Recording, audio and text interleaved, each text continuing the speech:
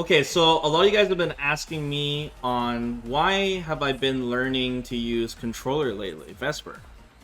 What about the hand cam? We've known you using joystick all these years. Why are you going to the dark side? And the reason is mostly personal. I'm not trying to say, pad is better or joystick is better or whatever. We can talk about that. But it's mainly just for the convenience and comfort, first off.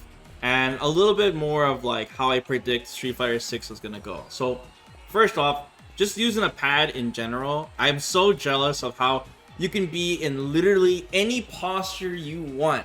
You know what I mean? You could be leaning full backwards and then you get shimmied and then you could go straight into gamer mode, or you need to clutch. I just love that. You can't do that on joystick. It's the comfort is just unparalleled. You can have your hands resting on your lap or whatever. When I gotta use joystick on stream, I can't play joystick on my lap. I can literally only play on the floor, Marvel styles, or with it on my desk. And when the joystick is on the desk, because I need it nice and flat and level like I'm playing in the arcade, I can't have it slanted. It drives me crazy. Then it has to be close to the microphone. It's really loud. It's really annoying setting it up, having the monitor at the right level, and all that stuff. It's just like the streamer first world problems thing. And the convenience, too. Just having my joystick on the side and then be like, okay, I'm going to stream now. Plug in the joystick, you gotta move some things around, my mouse around, mouse pad around, keyboard, microphone, same thing. Controller's like whatever. It barely takes up any space, it's not heavy at all. I use a Quamba Dragon right now. That joystick is massive. Willie's using it right now. It's a huge inconvenience, but I guess I could get a smaller joystick, but I didn't, give them all away to Qual, right? But if we go just beyond the convenience for me of using a controller, if you look at the patch notes lately for Street Fighter 5, and this is just pure, theory, I'm just guessing, but you notice they're really leaning towards, like, one-hit confirms for this game. And I don't think Capcom's ever going to bring back one frame links. There's just too much baggage that goes with it. The frame data and the character design and just, proximity normals and all of that. I don't think they're going to do that. And I'm sure Capcom's going to look at a way to bring back a higher skill ceiling and add more depth to characters and more rewarding for players that want to put in more time. And I think one of the ways to do that is the one hit confirms. I think seriously, every patch, almost every character has it now, and a lot of this, and I think that's a really big deal. And I think it's not such high skill level that only like a small handful of pro players can do it, but I feel like it's not as crazy rewarding either, but it's just enough where it's worth it to put in the time if you're taking this game competitively. And I feel like doing one-hit confirms is much easier to do on controller, just because you just have to pivot your thumb. On joystick you have to do a bigger motion, and I'm not saying, the difference is really small, but I feel like using on controller, you have just a slight edge on doing it. And I feel like that's the direction that Street Fighter 6 is going to go. A lot more one-hit confirms.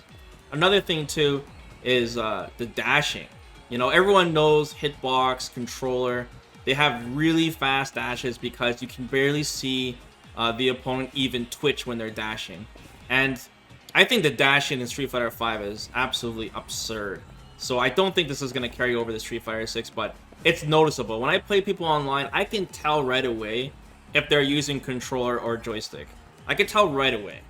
Just by the way they move back and forth, you can tell. It's very obvious. And the dashing is one of them.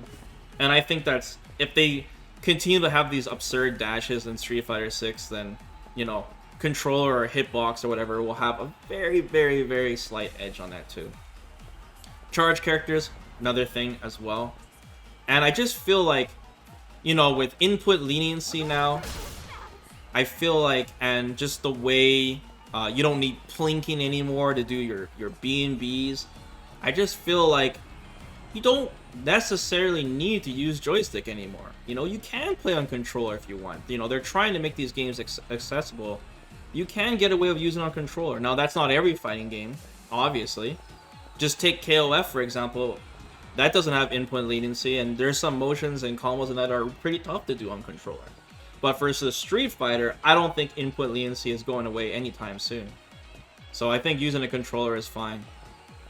And, you know, I don't want to just hype up controller. There's a lot of bad things about using pad as well that I'm learning as I go. One thing is controllers break easy. They wear out so fast, man. Like, the quality on controllers are not that good. The D-pad wears out really quick. Man, sometimes when you buy a fresh controller, it feels like the D-pad's already wearing out. You know, a lot of players in different games go through controllers like crazy. So that's definitely one downside. Another thing too is like doing like the more complex inputs, even like tiger knee motion or dive kick motions, instant dive kick motions, you know, or using more complex characters that use negative edge like Minot, right, Falk, etc. are kind of a pain to use on controller, especially when these characters they have legacy, I would say, inputs that are built around the arcade, around using joystick. And even, like, for example, piano motion. You know, characters like Blanca, Honda. Yeah, they brought it down from 4 inputs from 5, but still, it's so effortlessly easy on doing it on a joystick or a hitbox because you have the buttons there.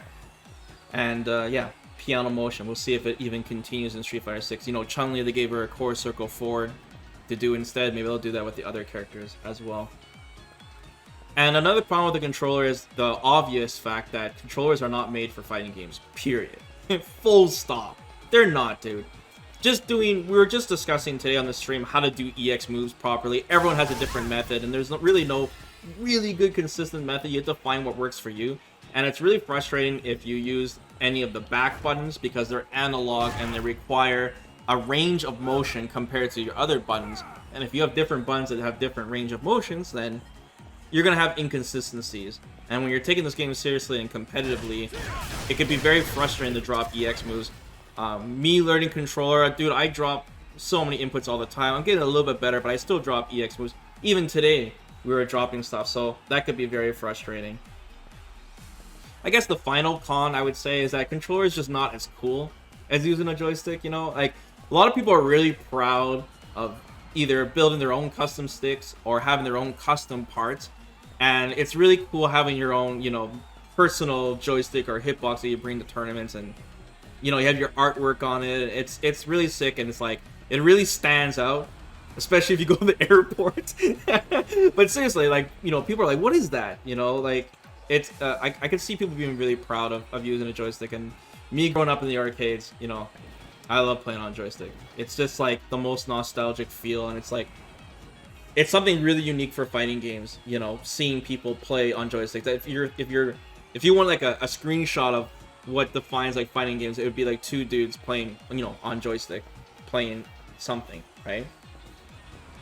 But I guess, you know, that's personally the reason why I'm learning pad, is mostly for the comfort and convenience. But that doesn't necessarily, like, if it doesn't go too well and Street Fighter 6 comes out, I might go back to joystick anyways. I think doing most of my tutorials on joystick will be better because of the hand cam. It's way easier to understand. But I want to make this, I know I talked about this on the stream as well. I want to make this really clear that, like, don't get so hung up on what controller method gives you the biggest advantage. You don't want to fall down that pit, dude. The advantage you get is so negligible. You're looking at the game the wrong way if you're choosing just on what peripheral you're using, dude.